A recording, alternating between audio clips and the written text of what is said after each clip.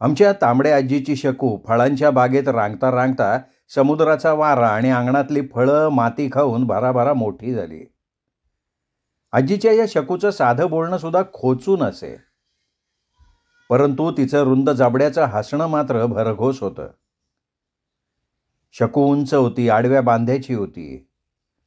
पुढे ही आजीची पहिली मुलगी शकुंतला अत्यंत मतलबी, चैनीबाज, खादाड आणि अप्पल पोटी निघाली.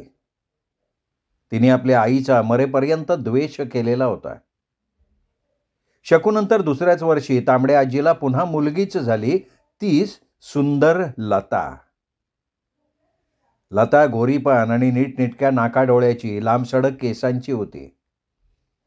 तांबड्या आजीच्या सौंदर्याच्या अगदी थोड्याशा खुणा तिच्याजवळ होत्या. लता एखाद्या सुंदर ब्राह्मण कन्येसारखी केशरी दुधाळ होती. तिचा स्वर मंजूळ होता. लता स्वभावाने सुद्धा फार गरीब गाय होती. लता अगदी लहानपणापासून जरा नेभळट. कुणी काही बोललं तर अगदी खाली मान घालून ऐकून घ्यायची. जेवताना आपली आई जे काही आपल्या ताटात वाढून देत असे ते लता निमूटपणे जेवायची. तिला पुन्हा काही हवं असेल तर ती मागायची सुद्धा नाही. आजीचे नंतर ते ओळखून तिला पुन्हा वाढायची. त्या उलट शकूचं पोट कधी भरायचंच नाही. ती आपल्या आईसारखी सारखं खा खा करत राहायची. कधी आजी जेवताना लताला म्हणायची, "अगं लते, जेवताना आपल्याला काय हवं नको ते मागायचं ग बाळा, असं पोट कधी मारू नये ग." तरी देखील लता कधी दुसऱ्यांदा मागायची नाही. पुढे या नेभळट लताचं आणि केशा आजीच्या केशवचं मोठं रामायण घडून लग्न झालं आणि ह्या आजीच्या गुणी पोरीनं आणि कुमठेकर केशवनं शेवटपर्यंत तांबड्या आजीला सांभाळलं.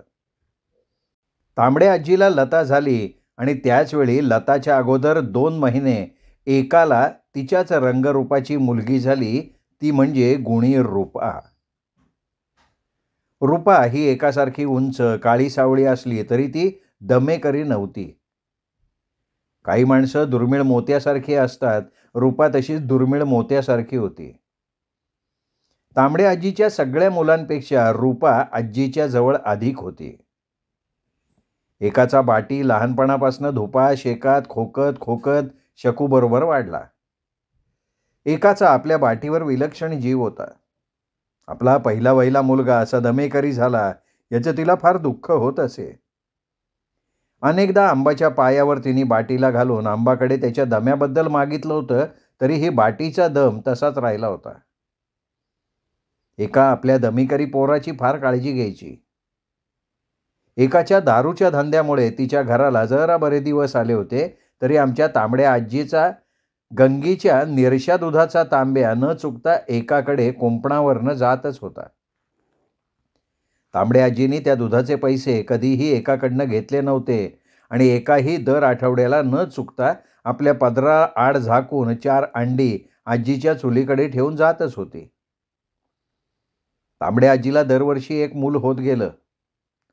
एकाला मात्र बाटी आणि रूपानंतर तिच्या घरी पुन्हा म्हणून पाळणा हल्ला नाही. तांबड्या आजीला तिसऱ्या वेळेसही मुलगीच झाली, ती म्हणजे नलिनी. नलिनीने तांबड्या आजीच्या सुंदर रूपाचा वारसा घेतला होता.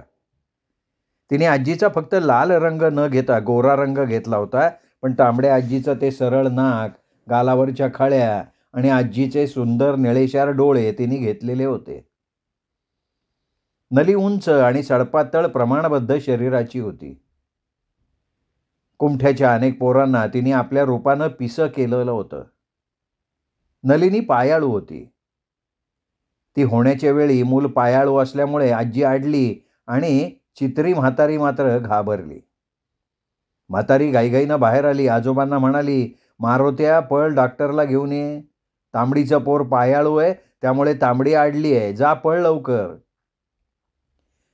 आणि त्यावेळी वेदनेनं तळमळणाऱ्या आजीच्या कानात आंबाच्या मंदिरातल्या आरतीचा आवाज ऐकू आला.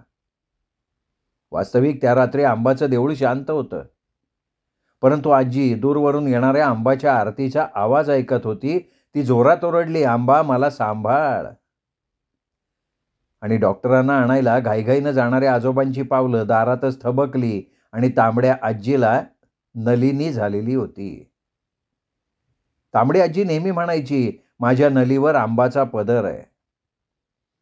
परंतु पुढे दुर्दैवी नलीला झाकायला आंबाचा पदर सुद्धा अपुरा पडला होता. नली अत्यंत सुंदर, लाघवी आणि मितभाषिणी होती, पण तरी ती फार घाबरट होती. जरा कोणी तिला ओरडलं की ती घाबरून एकटीच रडत बसायची. आजी त्यावेळी तिला जवळ घेऊन समजावत असे. अशी ही नलिनी माझी, अनिलदादाची आणि छायाची आई होती. माझी आई आपल्या सुंदर रूपाबरोबर आपलं फाटकं नशीब घेऊन आली होती. माझ्या आईनंतर म्हणजे नलीनंतर माझ्या आजीला मुलगा झाला, तो यशवंत. किंचित चाकणा असणारा यशवंत आजोबांचं किंवा आजीचं काहीही रंगरूप न घेता वेगळाच झाला होता. मध्यम उंचीच्या यशवंताचे केस खूप दाट होते, नाक आपरं होतं. यशा आपल्या दाट केसांचा नेहमी आडवा भांग पाडून फुगा काढत असे. यशा अतिशय हुशार होता. शाळेत त्याचा नंबर नेहमी पहिला येत असे, पण त्यामुळे इतरांच्या कौतुकानं तो फार अहंकारी आणि गर्विष्ठ झालेला होता. शकूचा स्वार्थीपणा त्याच्या नसानसात भरलेला होता. तरीही यशा आपल्या आईचा आणि वडिलांचा अत्यंत लाडका होता. 3 मुलींनंतर जन्मलेल्या यशानं मोठेपणे आपल्या आईला इतकं दुखावलं की असा स्वार्थी मुलगा असण्यापेक्षा तो नसलेला चालला असता, असंही खूपदा तांबड्या आजीला वाटत राहिलं होतं. यशाने मोठेपणी आपल्या आईचा, बहिणीचा कधीही विचार केला नाही. त्यांच्यावर त्यांनी माया केली नाही. त्यांनी नेहमी स्वतःचा विचार केला आणि तो आपलं थोडं आयुष्य फक्त स्वतःसाठी जगला. एखाद्या मुलानं असू नये इतका यशा वाईट होता. नंतर त्याला आपल्या वागण्याचा पश्चात्ताप झाला, पण तोपर्यंत वेळ निघून गेली होती. अशा या यशवंतनंतर आजीला पुन्हा मुलगी झाली, ती सोनी. सोनी वेगळ्या गोऱ्या रंगाची, कुरळ्या भरगच्च केसांची आणि आजीची मोठी वक्षस्थळं घेऊन जन्माला आलेली. सोनी विलक्षण देखणी होती. तिचं हसणं फार छान होतं. एखाद्या कुमठेकराची ती योग्य अशी घरकारीण झाली असती, पण सुंदर सोनी नलीसारखीच फुटक्या नशिबाची निघाली. तिने आपल्या रूपाने आणि गुणाने कुमठेगाव आणि आजूबाजूची गावं गाजवली. या सोनीने आपल्या आईवडिलांच्या नावाला काळीमा फासला आणि शेवटपर्यंत ती अविवाहितच राहिली. एक दिवस आपल्या आईला सोडून गेली. ती पुन्हा जिवंतपणी त्या सुंदर घरात परतली नाही. या सोनीनंतर आजीला पुन्हा मुलगा झाला, तो रघुनाथ. रघुनाथ सोनीचा खूप लाडका होता. रघुनाथ जन्मतः खूप बुटका होता, थोडा अर्धवट होता. त्यांनी फक्त थोडंसं शिवणकाम शिकून दारू पिण्यात आपलं आयुष्य फार लवकर घालवलं. अशा या रघुसाठी तांबडी आजी नेहमी रडायची आणि शेवटपर्यंत ती त्याच्यासाठी रडतच राहिली. आणि त्याच्यानंतर आजीला शेवटची मुलगी झाली, ती नेहा. नेहा इतर बहिणीहून एकदम वेगळ्या तऱ्हेची होती. ती पुरुषी वळणाची, भांडखोर, चहाडीखोर होती. नेहा सावळी होती. तिच्या ओठांवर आणि हनुवटीवर काळी लव होती. या नेहानंही आपल्या आईला कधी सुख दिलं नाही आणि स्वतःही कधी सुखी झाली नाही. अशा प्रकारे तांबड्या आजीला भराभरा 5 मुली आणि 2 मुलगे झाले. कुमठेच्या अंबाबाईनं तिचा पदर अगदी पोरांनी भरून टाकलेला होता. तांबड्या आजीला मुलाची हौस होती. तिने आपल्या वाऱ्यानं हलणाऱ्या, फळाफुलांनी भरलेल्या घरात आपल्या 7ही मुलांना लाडानं, कोड कौतुकानं वाढवलं. परंतु या सगळ्या तांबड्या आजीच्या पोरांनी तिच्या जीवनात एक वेगळा इतिहास घडवला. तांबड्या आजीने आपल्या पोरांचे जन्म पाहिले, तसंच तिने त्यांचे मृत्यू सुद्धा पाहिले. आपल्या मुलाचं मागणं मागताना तांबड्या आजीला आंबाकडनं त्यावेळी डावा कौल मिळाला होता, हे तिला कधी कळलंच नाही. एक नली सोडली तर तिच्या कुठल्याही मुलानं तिचं रंगरूप घेतलं नव्हतं. माझी मानी तांबडी आजी आपल्या सगळ्या पोरांकरता आयुष्यात खूप तळमळली. फिरंग्यांनी तिला दिलेला रूपाचा प्रसाद फक्त तिच्या आणि नलीपुरता राहिला होता. पण तरीसुद्धा नली आपल्या सुंदर आईपुढे सामान्यच दिसत असे. माझी तांबडी आजी खूप असामान्य रूपाची होती. तिच्या ह्या रूपामुळे तिच्या स्वतःच्या मुलीनी, शकूनी तिची शेवटपर्यंत ईर्ष्या केलेली होती. एखाद्या सुंदर झाडावर वेगवेगळ्या रंगरूपाची फुलं उमलावीत, तशी तांबडे आजीची ही सगळी मुलं वेगवेगळ्या रंगारूपाची होती. माझी तांबडी आजी आपल्या प्रत्येक मुलासाठी आयुष्यभर रडत राहिली होती. माझ्या सुंदर आजीचं नशीब मात्र फार फार फुटकं होतं. ते तिच्यासारखं सुंदर असतं तर कदाचित ही कादंबरी वेगळ्या तऱ्हेनं लिहिली गेली असती, पण तसं घडलं नव्हतं. आमच्या आजोबांच्या आणि आजीच्या सुखी संसारात आता खाणारी 7 तोंडं आली होती. तांबडी आजी आता 7 मुलांच्या एका पाठोपाठ एक अशा बाळंतपणानं जरा कमरेतनं वाकल्यासारखी झाली होती. तिची मोठी वक्षस्थळं 7 पोरांनी ओढून ओढून आता पोटापर्यंत लोंबत होती, पण तरीसुद्धा तांबडी आजी पूर्वी इतकीच सुंदर दिसत होती. तांबड्या आजीच्या वाढत्या संसारामुळे आता आजोबांचा पगार अपुरा पडायला लागला होता. माझ्या आजीचं आता चित्रपट बघणं थांबलं होतं. पूर्वी आजोबा फळबागेतली फळं काढताना कोणी कुमठेकर त्यांच्या फाटकाशी येऊन त्यांना हाकारून फळे मागायला लागला की आजोबा लागलीच त्याला एक लहान टोपलीवर फळं देऊन टाकत असत. त्यामुळे अशा अनेक कुमठेकर आजोबांकडनं फुकट फळं मागून नेत. त्यावेळी आजीसुद्धा त्यांना काही बोलत नसे. त्यामुळे आजोबांच्या कष्टाचा हा रानमेवा कुमठेकरांना फुकट खायची सवयच झाली होती. पण आता वाढत्या संसारामुळे तांबड्या आजीला कुमठेकरांना फुकट फळ देणं परवडत नव्हतं. बाजारात हीच फळं किती महाग मिळतात हे तिला ठाऊक होतं. त्यामुळे फुकट फळं नेणाऱ्या कुमठेकरांनी फळाचे थोडे तरी पैसे आजोबांना द्यावेत ही आजीची रास्त अपेक्षा होती. पण आजोबांना असं कुणाकडनं फळाचे पैसे मागणं जमतच नव्हतं. त्यामुळे कुणी कुमठेकर फाटकाजवळ येऊन फळं मागायला लागला की आजी त्याला सरळ पुढे येऊन म्हणायची, फळं हवी असतील तर पैसे द्यावे लागतील. आणि नंतर तो फुकट फळं मागणारा कुमठेकर म्हणायचा, तांबडे, आत्ता माझ्याकडे एक तांबडा भोकाचा पैसासुद्धा नाहीये, मी उद्या फळाचे पैसे आणून देईन. तांबड्या आजीला ठाऊक असायचं की हा कुमठेकर एकदा फळं घेऊन गेला की नंतर तोंडही दाखवणार नाहीये.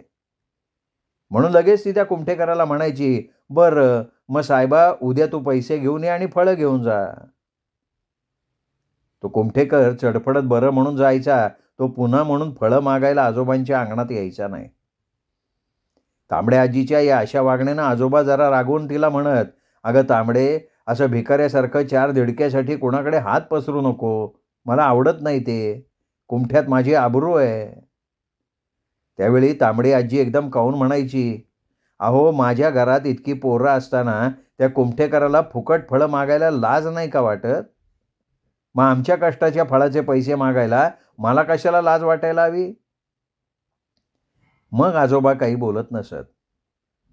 आपली तांबडी कुमठेकराकडे फळाचे पैसे का मागते हे त्यांना कळायचं. आणि तरीही स्वतः कोणा कुमठेकराकडे फळाच्या 4 दिडक्या मागणं त्यांना कधीच जमलं नाही. माझी तांबडी आजी आपल्या 7ही पोरांना रात्रंदिवस गंगीचं दूध आणि फळं खायला घालायची. उकड्या तांदळाची पेज द्यायची आणि माशाच्या कढीनं आणि उकड्या भातानं त्यांना भारवायची. आजीने आता आपले गंगीच्या दुधाचे दोन्ही रतीब बंद करून टाकले होते. कुमठेकरांना फुकट फळं द्यायचं बंद करून टाकलं होतं. पण कुंपणा आडून एकाचा दुधाचा तांब्या आणि रोज ताजी फळं आजी बाटीसाठी आणि रूपासाठी एकाला देतच राहिलेली होती. तांबड्या आजीला लहानपणापासून चुणचुणीत असलेली एकाची रूपा खूप आवडायची. पण तरीही रात्री बेरात्री बाटीचा येणारा खोकल्याचा आवाज तिला फार अस्वस्थ करायचा. तिला आपल्या मुलाची काळजी व्हायची आणि आपल्याला ठाऊक असलेली कसली कसली चाटणं ती बाटीला चाटवायला एकाजवळ देऊन टाकायची. पण माझ्या तांबड्या आजीनं आपल्या मुळात कधीही बाटीला किंवा रूपाला खेळायला बोलवलं नाही. कदाचित बाटीच्या सतत खोकण्याची तिला भीती वाटत असणार. तांबड्या आजीची 7ही पोरं तिच्या दुधाफळाच्या खाण्यानं चांगली अंगानं भरली. तिच्या कुठल्याही मुलाला कधी थंडी ताप किंवा सर्दी पडसं झालं नव्हतं. तिची ती पिलावळ एखाद्या दगडासारखी घट्ट झालेली होती. तांबडी आजी दर रविवारी आजोबांसह आपल्या 7 पोरांना घेऊन अंबाबाईच्या देवळात जायची.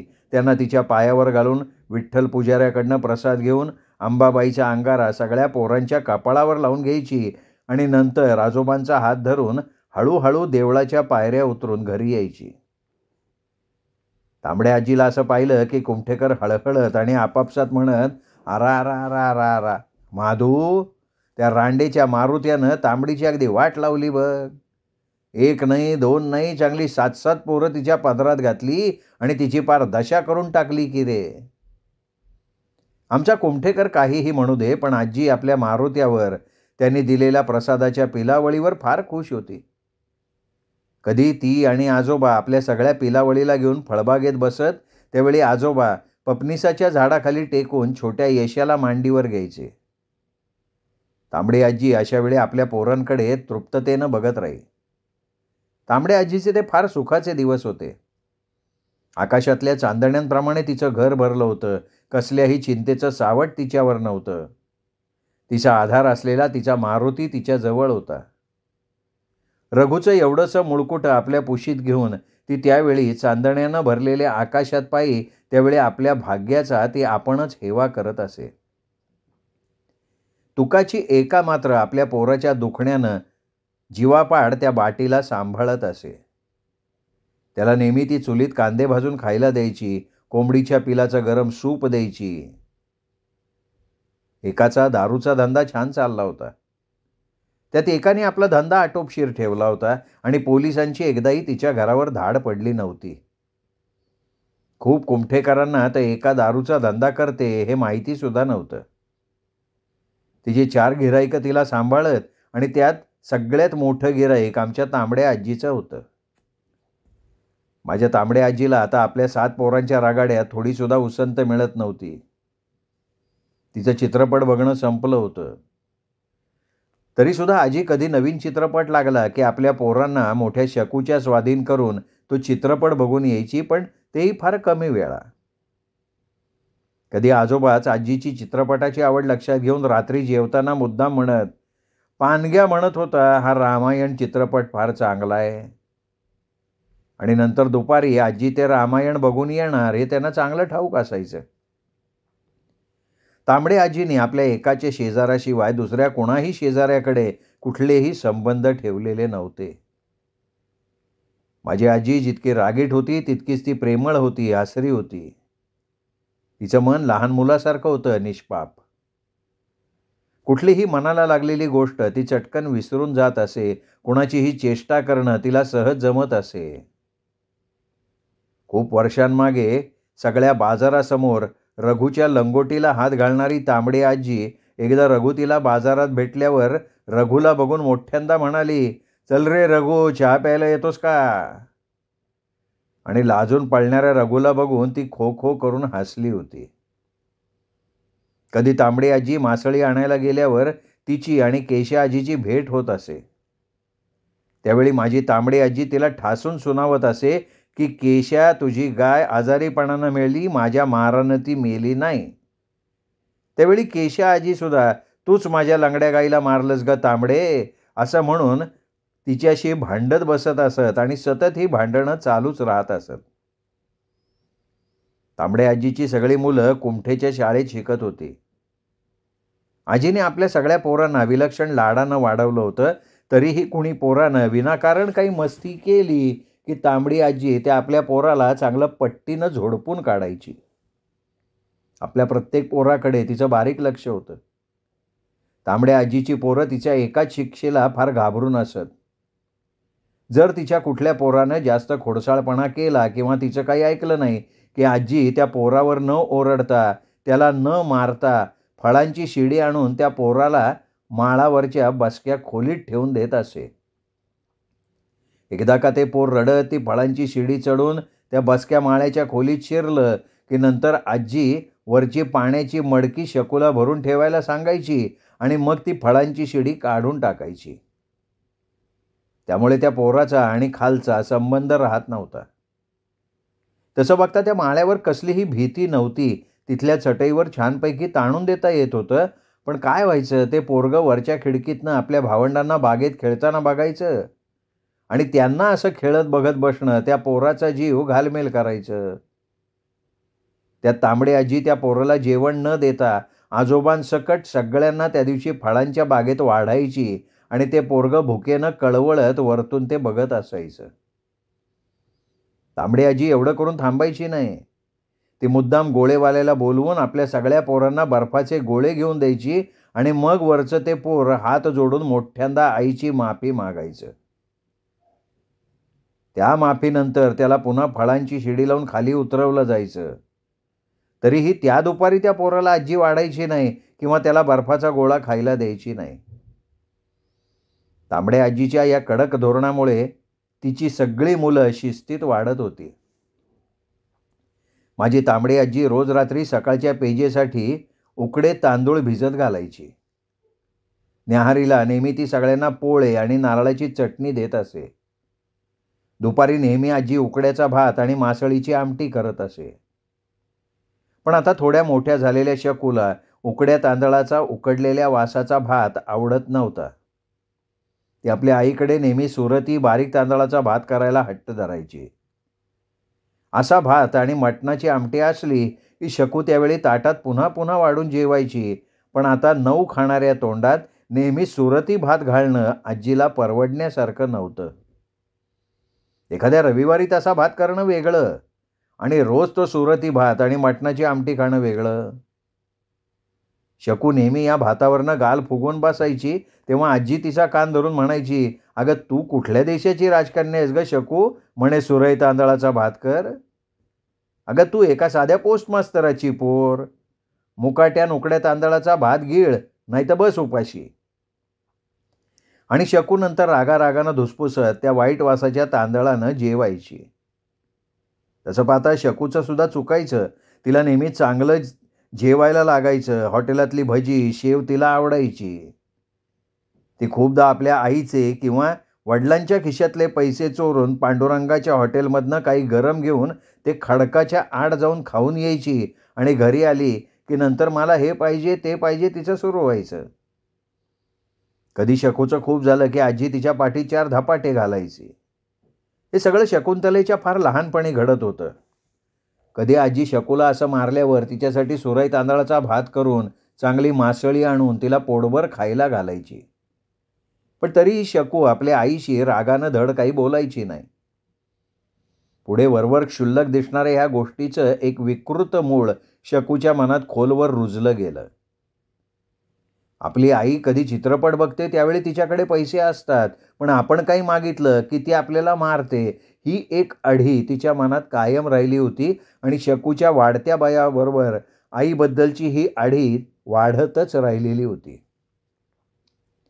बिचारा आजीला मात्र आपल्या मोठ्या लेकीच्या मनात आपल्याबद्दल काय विकृत भावना आहे त्याची काही म्हणजे काही कल्पना नव्हती. आजीने आपल्या खवल्याच्या विहिरीजवळ आजोबांना सांगून एक चूल बसवली होती. त्या चुलीवर तिने तांब्याचा एक मोठा हंडा ठेवला होता. लता नली झाडावरनं गळणारी पानं घालून ती चूल नेहमी पेटती ठेवायच्या. या खंड घरात त्या चुलीमुळे जेवल्यानंतर सुद्धा तांबड्या आजीच्या घरातल्या सगळ्यांना हात धुवायला गरम पाणी मिळायचं. माझी आजी रोज सकाळी या गरम पाण्यानं शकू, नली आणि लताच्या आंघोळी उरकायची आणि नंतर ती न्याहारीला लागायची. त्यामुळे कधी शकूला सोनी, नेहा, यशा आणि रघुच्या आंघोळी आटपाव्या लागत. या तिच्या आंघोळ्या चाललेल्या असताना शकूला गरम चहाचा, पोळ्यांचा वास येत असे. मग ती सगळ्यांच्या आंघोळ्या कशा तरी आटपायची, आत यायची आणि ओले त्या परकरानं चहासाठी आजी पुढे बसायची. त्यावेळी आजी नेहमी शकूला कपडे बदलून यायला सांगायची आणि मग शकू चडफडत आईला मनातनं शिव्या घालत कपडे बदलून चहाला बसायची. शकूला आपल्या सुंदर आईची कुठलीही गोष्ट आवडत नव्हती. खूप वेळा ती आरशात आपला डावा बारीक डोळा बघायची आणि नंतर लता नलीच्या सौंदर्याचा तिला खूप राग यायचा. त्यामुळे जरा काही झालं की ती त्या दोघींना अक्षरशः बुकलून काढायची आणि नंतर आजी शकूला. पण या सगळ्या दुराव्यात शकू आईपासनं प्रत्येक क्षणी दूर होत गेली होती आणि ह्या गोष्टीची कल्पना आजीला नव्हती. पण एक बरं होतं की तांबड्या आजीची पोरं शाळेत शिकत होती, दरवर्षी पास होऊन वरच्या वर्गात जात होती. पण एकानं मात्र रूपा किंवा बाटीला कधीच शाळेत घातलं नाही. आजी तिला त्याबद्दल कधी विचारायची तेव्हा एका नाकात तपकीर कोंबत ती म्हणायची की अगं तांबडे, माझा तुका काही शिकला नाही आणि हा बाटी शिकून त्यालासुद्धा कुमठेकराच्या चपलाचे अंगठेच नीट करायचे आहेत ना. मग तांबडे नसता खर्च करून त्याला शिकवून काय फायदा आहे का? त्याला हे चपलीला खिळे मारायला आणि अंगठा शिवायला येतं ना, तेवढं मला पुरे. आणि रूपाचं म्हणशील तर लग्न झाल्यावरती कुठे बसणार जाऊन? चुलीकडेच ना. मग तांबडे पुस्तक शिकण्यापेक्षा 4 भाकऱ्या तव्यावर टाकायला आल्या की पोरीला ते शिक्षण जास्त उपयोगाचं पडतं. तांबड्या आजीला सुद्धा ते पटायचं, ती गप्प बसायची. एका आपल्या लहानशा संसारात सुखी होती. एक बाटीचा दमा सोडला तर तिला कशाकशाची कमी नव्हती. आजी खूपदा एकाच्या रूपाला काही घरात गोडधोड केलं की वाटीतून खायला द्यायची. नंतर एक भयंकर घटना घडली आणि एकाच्या सुखी संसाराला त्या घटनेनं तडे गेले. त्या चांगल्या एकाच्या जीवनाची पार दशा झाली. तिच्या विस्कटलेल्या जीवनाची घडी पुन्हा म्हणून नीट बसलीच नाही. कधी चांगल्या माणसाच्या आयुष्यात अशा काही अघटित घटना अचानक घडतात की नंतर त्या घटनेमुळे आपलं आयुष्य संपून गेलंय असं वाटायला लागतं. एकाचं सुद्धा तसंच झालं होतं आणि नियतीपुढे तिचा अगदी नाईलाज झालेला होता.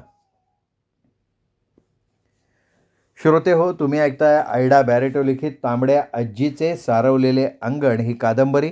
या कादंबरीचा आजचा भाग इथेच संपला. पुढचा भाग ऐकण्यासाठी उद्या भेटूयात दीपक रेगे कथाकथन चॅनलवर. तोपर्यंत नमस्कार श्रोते हो.